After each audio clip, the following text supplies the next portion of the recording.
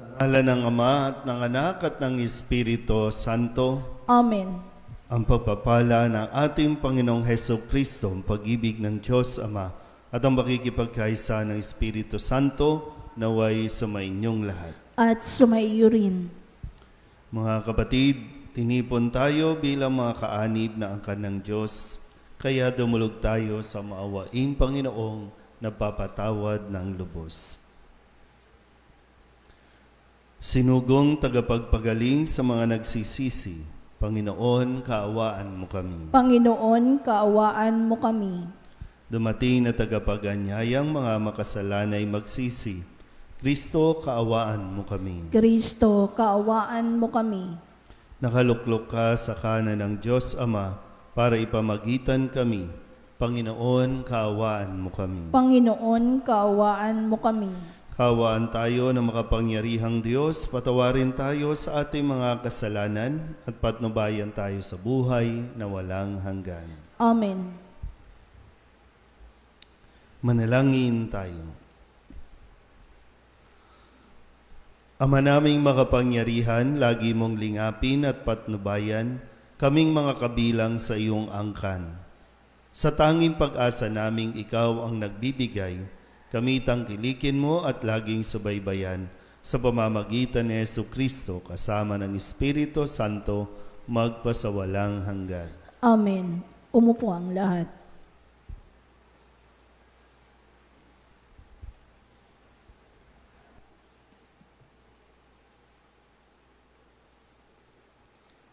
Pagbasa mula sa unang aklat ng mga hari. Nang matanda na si Solomon, nahikayat siya ng mga kanyang asawa, taga-ibang bansa na sumamba sa kanilang mga Diyos-Diyosan. Hindi siya nanatiling tapat sa Panginoon. Hindi niya sinundan ang halimbawa ni David na kanyang ama. Sumamba siya kay Astarte, ang Diyos-Diyosan ng mga Sidonyo, at kay Nikom, ang kasuklam-suklam na Diyos-Diyosan ng mga Amonita. Ginawa nga ni Solomon ang ipinagbabawal ng Panginoon at hindi niya sinundan ang halimbawa ng kanyang amang si David na naglingkod ng buong katapatan sa Panginoon.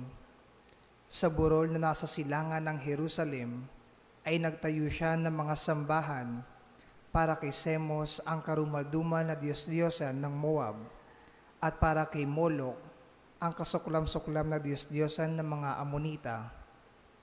Ipinagpagawa niya ng kanya-kanyang mga dambana ang mga Diyos-Diyosan ng lahat niyang mga asawang dayuhan, at ang mga ito'y nagsuob doon ng kamanyang at naghahain ng mga handog. Nagalit ang Panginoon kay Solomon dahil sa ginawa niyang ito.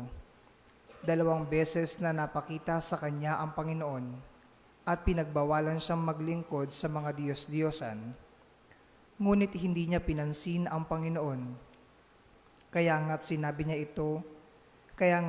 nito sa kanya, dahil sa hindi mo paggalang sa aking tipan, hindi mo pagsunod sa aking mga tagubilin, aalisin ko sa iyo ang kaharian at ibibigay ko sa isang alipin mo.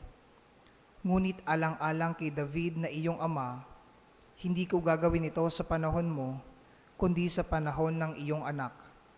Isang lipi lamang ang ititira ko sa kanya, alang-alang kay David na aking lingkod, alang-alang sa Jerusalem, ang lungsod na aking hinirang.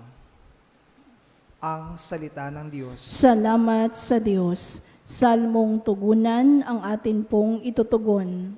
Panginoong masintahin, ang bayan mo'y gunitain. Tayo pong lahat.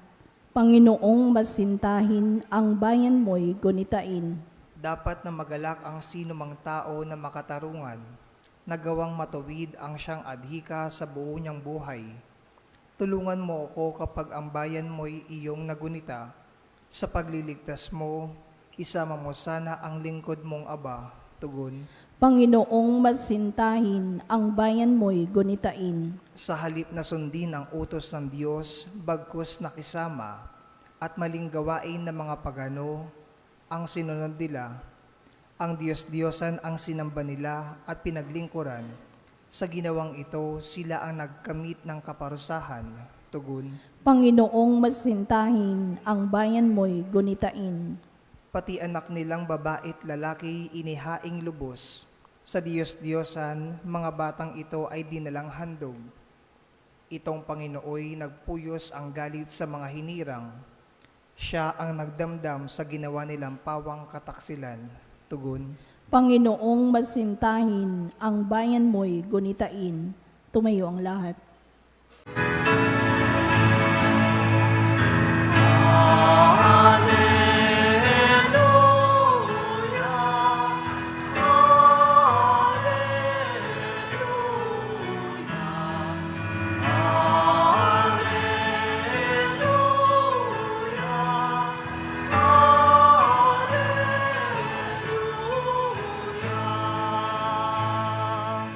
Inyo ang Panginoon. At sumaiyo rin. Ang mabuting balita ng Panginoon ayon kay San Marcos. Papuri sa iyo, Panginoon. Noong panahong iyon, nagtungo si Jesus sa lupain ng Tiro at tumuloy sa isang bahay doon. Ayaw sana niyang malaman nino man na naroon siya, subalit hindi gayon ang nangyari. Ang pagdating niya ay nabalitaan ng isang inang may maliit na anak na babaeng inaalihan ng masamang espiritu. Pumunta siya agad kay Jesus at nagpatira pa sa kanyang harapan. Ang babaeng ito'y hentil, tubo sa Sirofenica. Ipinamanhik niya kay Jesus na palayasin ang demonyo na nasa kanyang anak. Ngunit sinabi ni Jesus, kailangang busugin muna ang mga anak. Hindi dapat kunin ang pagkain ng mga anak upang ihagis sa mga tuta. Tunay nga po, Panginoon, tugon ng babae. Ngunit ang mga tuta mang nasa ilalim ng hapag ay naninimot na mga mumong nalalaglag ng mga anak. Kaya't sinabi sa kanya ni Jesus, dahil sa sinabi mo, maaari ka nang umuwi. Iniwan na ng demonyo ang iyong anak. Umuwi ang babae at narating niya sa higaan ang bata. Iniwan na nga ng demonyo. Ang mabuting balita ng Panginoon. Pinupuri ka namin, Panginoong Jesucristo. Umupo ang lahat. Isang mapagpalang umaga po sa inyong lahat. Ngayon po ay Huwebes ng ikalimang linggo sa karaniwang panahon. Sa ating pong mga narinig na pagbasa sa araw na ito, sadyang kailangan natin iwasan, pero kailangan aware tayo sa ating pong mga nagiging pag-uugali kasi mahirap po yung magkaroon tayo ng attitude na self-entitlement. Yung self-entitled tayo, yung sinasabing para bang karapatan natin na tayo ay tulungan, karapatan natin na dapat tayong bigyan, dapat tayong asikasuhin, dapat tayong itrato ng tama, no, yung ini-impose natin yung ating pagiging kung sino tayo. No? Para bang taga-solidad ako, kaya dapat akong mauna, dapat ako ang bigyan. Yung mga ganong pag-uugali po, no? Yung ganon ay hindi makakabuti, lalo tigit pagdating natin sa relasyon natin sa Diyos. Sa unang pagbasa, narinig natin ang galit, no, ng Diyos kay Haring Solomon dahil sa kanyang pagsuway, no, o hindi pagtupad sa kasunduan na dapat niyang ipinagpapatuloy, kasunduan pa ni David na kanyang ama at ng Diyos. Napakatinding ginawa ni Solomon dahil siya po ay nagpadala, no, sa mga pagano na kanyang naging asawa. Siya po ay sumamba sa mga kanya-kanyang mga Diyos-Diyosan na labis na ipinagbabawal ng Panginoon. Ilang beses niyang kinausap si Solomon pero hindi ito nakinig, kaya sa ating narinig na pagbasa, ito na ang hatol ng Diyos. kahit mahalaga sa Diyos ang kanilang kasunduan ni Haring David, ay hindi niya pinalampas itong si Solomon. Kailangan disiplinahin, kailangan turuan ng leksyon itong si Solomon. Kung kaya, nahati sa 10 ang kanyang kaharian. At doon na nagsimula na magkagulo, mag-away-away, at isang bansa na lang yung naiwan para magpaalala lagi ng tipan ng Diyos at ni Haring David. So, kung titingnan niyo yung kasaysayan ng Israel, iisang bansa lang ito pero naghiwa-hiwalay dahil lamang sa pagsuway ng hari o ng Israel sa kanilang kasunduan sa Diyos. So, hindi ibig sabihin kayo ang bayang pinili ay i-spoil na, kumbaga i-spoilin na o kaya pababayaan na kasi kayo ang favorite, kayo ang anak ng Diyos o kayo ang piniling bayan ng Diyos. Pag nagkamali at sumuway sa kanyang utos, may naghihintay din na consequence ang kanilang desisyon. Kaya nga sa Ebanghelyo, isang babae na lumapit kay Jesus na itinuturing na hintil o pagano, hindi kabilang sa lahi ng Israel, pero ang tingin ng mga Hudyo para sa kanya ay isang pagano. Pero yung attitude, kasi nga, yung mga kausap ni Jesus, yung mga bayan na kanyang pinupuntahan, madami yung nag-aangkin na, Hudyo kami, kapwa kita, Israel tayo, kaya dapat mo kaming tulungan, pero hindi nagtataglay ng kababaang loob, hindi nagtataglay lalo tigit ng pananalig. Kaya itong babaeng ito na may anak na inaalihan ng demonyo ay nagpakumbaba at taglay ang pananalig, tinulungan siya ni Jesus. Kaya muli, sana po iwasan natin, na minsan sasabihin, bakit ganun? Araw-araw ako nagsisimba, Lord, bakit hindi mo pinakikinggan ang panalangin ko? Bakit ganun? Araw-araw ako nagdadasal sa iyo, bakit hindi mo ako pinagagaling sa aking karamdaman? Yung mga ganun yung baka nauuwi tayo sa self-entitlement natin na hindi porket Katoliko tayo na sinasabi, Katoliko ako, kaya dapat pakinggan ako ng Diyos, dapat patamain ako sa loto, dapat paghimalaan ako, dapat mga ganyang bagay na ini-impose natin sa Diyos kung ano ang gusto natin at sa tingin nating nararapat para sa atin. Kasi ang lahat ay dahil sa awa at grasya ng Diyos. Kahit pari o kahit lingkod ng simbahan, hindi po pwedeng magmataas o magmalaki na pag lumapit sa Diyos, naglilingkod ako, kaya bigay mo sa akin ito. Pero kung hindi naman tayo nananatiling tapat at nananalig sa Diyos, baka isa yun sa sagot, Bakit hanggang ngayon di pa pinakikinggan? Baka meron tayong kailangan suriin o tingnan sa ating pong pag-uugali. Hindi tayo dapat mag-impose ng ating pong gusto. Ang kailangan lang, katulad ng babae sa Ebanghelyo, ay manatili tayong nagpapakumbaba sa harapan ng Diyos, lalo tigit taglay ang pananalig. At pag sinabing pananalig, naniniwala tayo sa Diyos. Amen?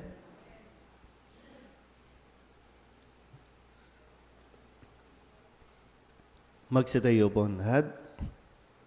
Binuwag ni Jesucristo ang pader na naghihiwalay sa mga Hudyo at Hintil bilang isang sambahayanan ng iisa, bago at walang hanggan tipan, manalangin tayo sa Amang nagbubuklod sa atin. Ang ating pong itutugon, Diyos ng lahat ng bansa, pakinggan mo kami. Diyos ng lahat ng bansa, pakinggan mo kami.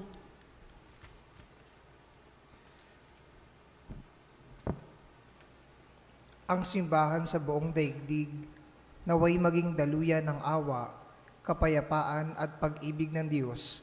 Manalangin tayo sa Panginoon. Diyos ng lahat ng bansa, pakinggan mo kami. Bilang komunidad ng mananampalataya, naway hindi tayo magkahati-hati dahil lamang sa mga simple o walang kwentang dahilan ng away at hindi pagkakaunawaan.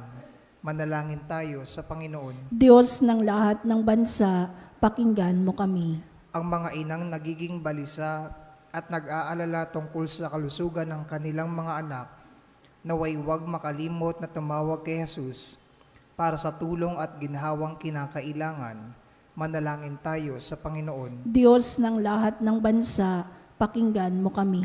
Ang mga may sakit at mga naghihingalo, naway makatagpo ng kaginhawaan sa Diyos ng pag-ibig at awa. Manalangin tayo sa Panginoon. Diyos ng lahat ng bansa, pakinggan mo kami. Ang mga yumao na sa buhay na ito, naway magbunying walang hanggan sa tahanan ng Diyos Ama sa kalangitan.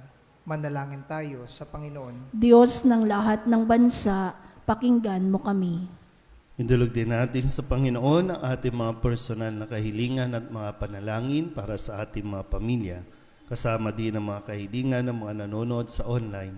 Lahat ng mga misang pasasalamat, espesyal na intensyon, agarang paggaling ng mga may sakit, at ang lahat ng mga kaluluwa na inihiling na ipagdasal sa misang ito.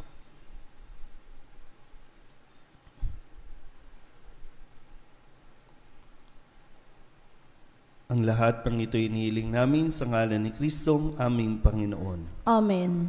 Umupo ang lahat.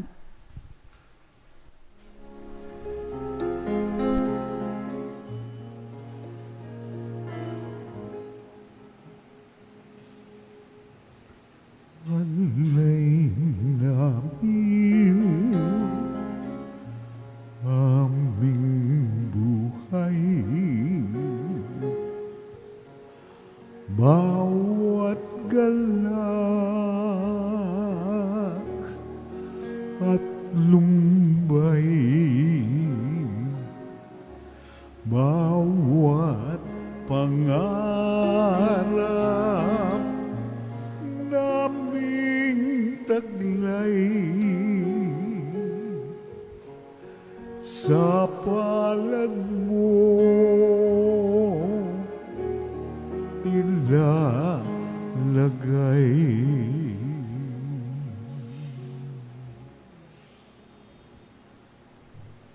Manalangin kayo mga kapatid upang paghahain natin ang kalugdan ng Diyos Amang makapangyarihan. Tanggapin nawa ng Panginoon itong paghahain sa iyong mga kamay, sa kapurihan niya at karangalan sa ating kapakinabangan at sa buong sambayanan niyang banal.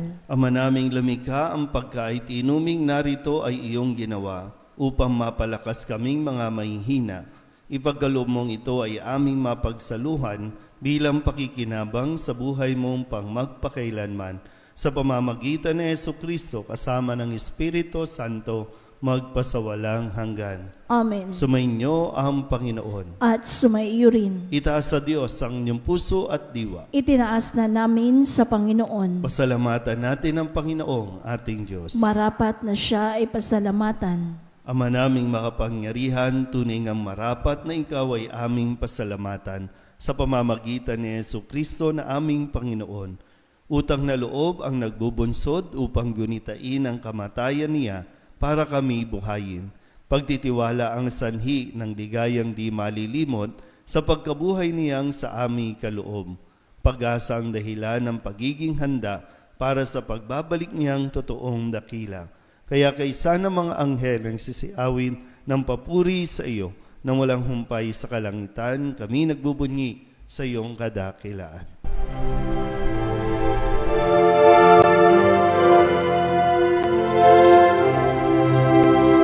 Santo, Santo, Santo, Panginoong Diyos makapangyarihan, napupuno ang langit at lupa ng kalwalhatian mo. Hosana sa kaitaasan, pinagpalang na paririto sa ngalan ng Panginoon. Hosana sa kaitaasan.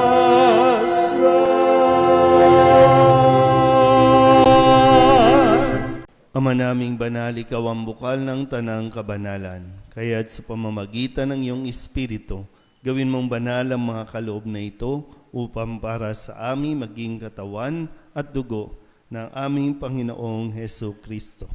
Bago niya pinagtiis ang kusang loob na maging handog, inawakan niya ang tinapay, pinasalamatan kaniya, binaghati-hati niya iyon, iniabot sa kanyang mga alagad at sinabi, "Tanggapin ninyong lahat ito at kanin, ito ang aking katawan na ihahandog para sa inyo."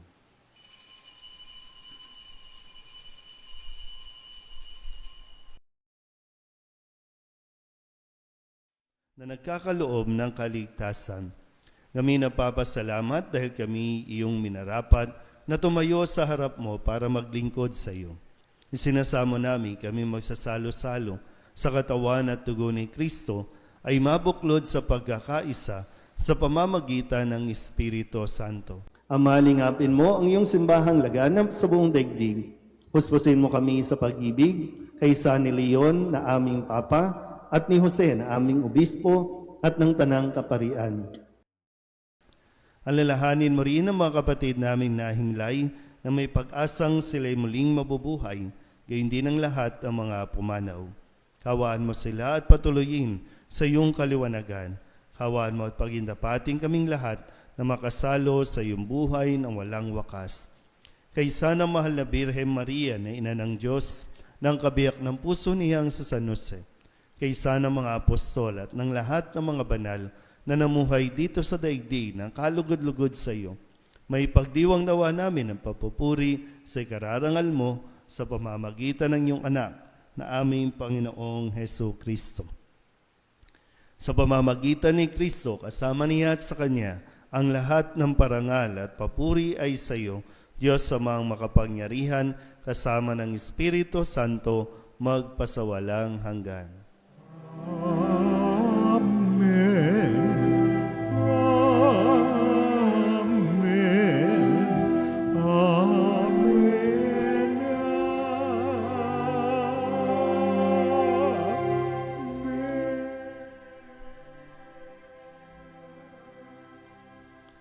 Sa tagubili naman nakagagaling na utos at turo ni Jesus sa Panginoon natin at Diyos, ipahayag natin ang lakas loob.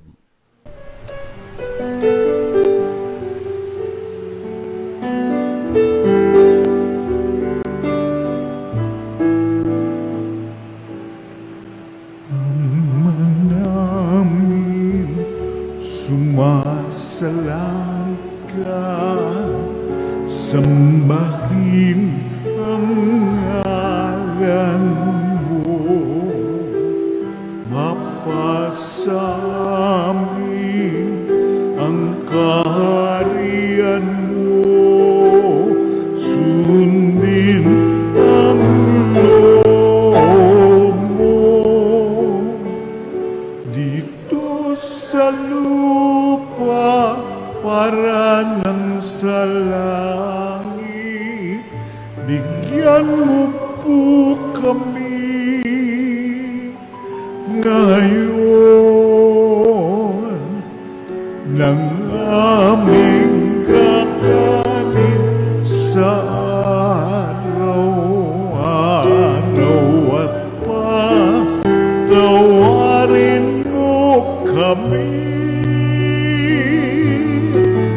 sa aming mga sala para ng pagpapatawan namin sa nagkakasala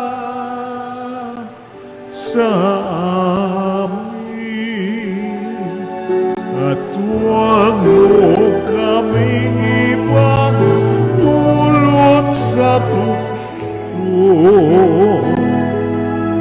at yadya mo kami sa lahat ng masama. Hinihiling namin namin kami iadya sa lahat ng masama, pagkalooban ng kapayapaan araw-araw, iligtas sa kasalanan at ilayo sa lahat ng kapahamakan.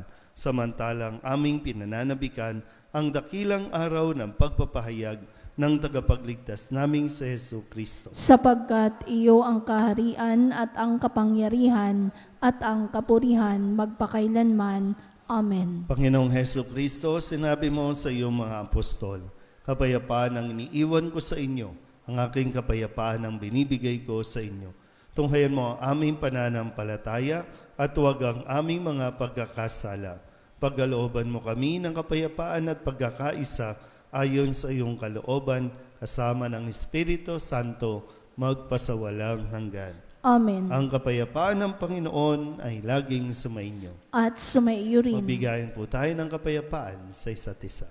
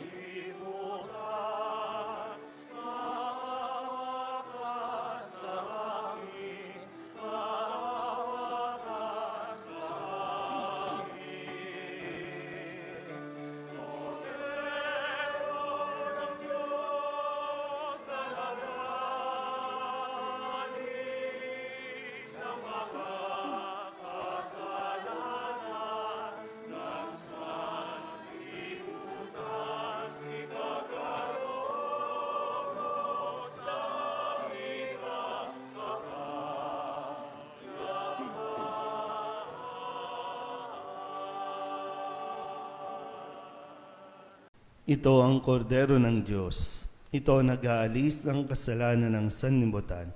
Mapalad ang mga inaanyayahan sa kanyang piging. Panginoon, hindi ako karapat-dapat na magpatuloy sa iyo, ngunit sa isang salita mo lamang ay gagaling na ako.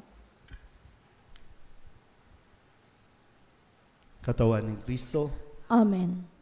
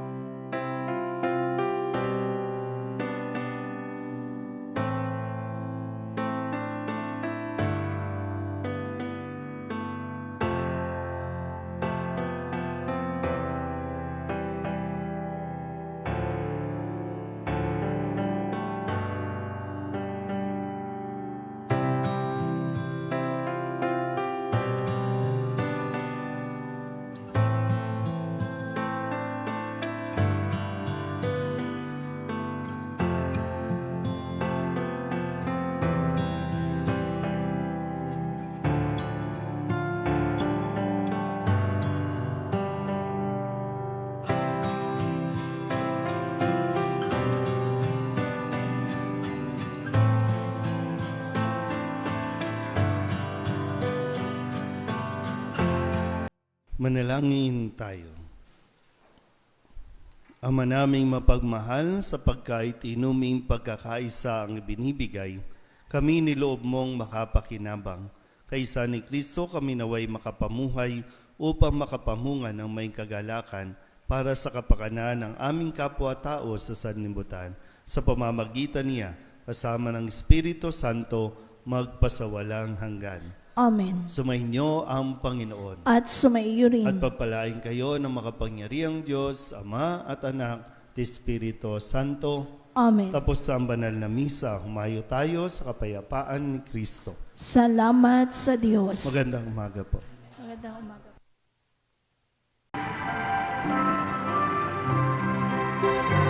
Nuestro Padre Jesus Nazareno, sinasamba ka namin, pinipintungo ka namin, aral mo ang aming buhay at kaligtasan. Nuestro Padre Jesus Nazareno, iligtas mo kami sa kasalanan. Ang krus mong kinamatayan ay sagisag ng aming kaligtasan. Nuestro Padre Jesus Nazareno, dinarangal ka na amin. Nuestro Padre Jesus Nazareno, nilulwalhati ka namin. Nuestro Padre Jesus Nazareno, dinarangal ka na amin. Nuestro Padre Jesus Nazareno, nilulwalhati ka namin.